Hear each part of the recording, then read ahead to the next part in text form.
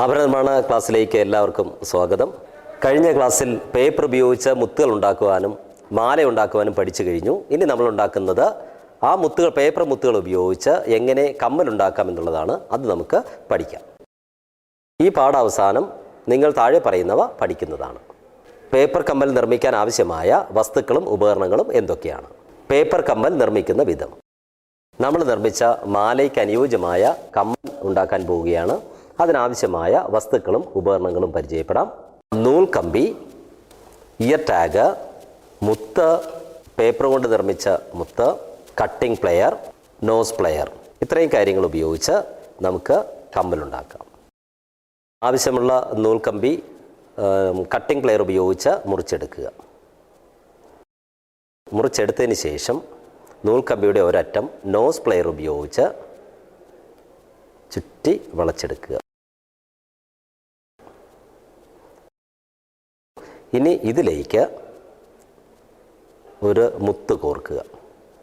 മുത്ത് കോർത്തു. ഇനി ചെയ്യേണ്ടത് നമ്മൾ ഉണ്ടാക്കി വെച്ചിരിക്കുന്ന പേപ്പർ മുത്ത് അതിലേക്ക് കോർക്കുക. അതിനുശേഷം മറ്റൊരു മുത്ത് കൂടെ ഇതിൽ കോർത്തെടുക്കുക.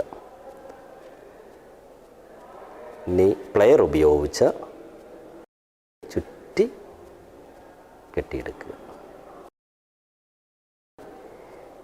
ഇനി കട്ടിംഗ് പ്ലെയർ ഉപയോഗിച്ച് ബാക്കി വന്ന നൂൽക്കമ്പി മുറിച്ചു മാറ്റുക.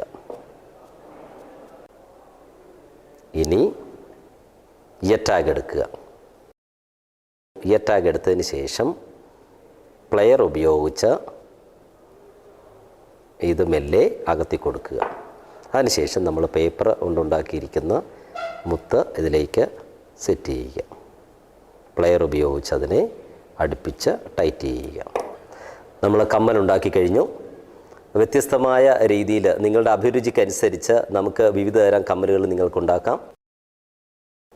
പേപ്പർ കൊണ്ട് നിർമ്മിച്ച ആഭരണങ്ങൾ ടച്ച് വുട്ട് അഥവാ വാർണിഷ് അടിച്ച് സൂക്ഷിക്കാവുന്നതാണ്.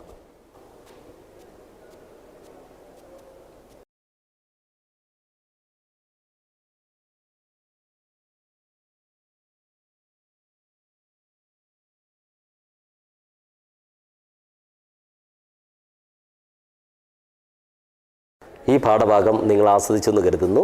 നന്ദി.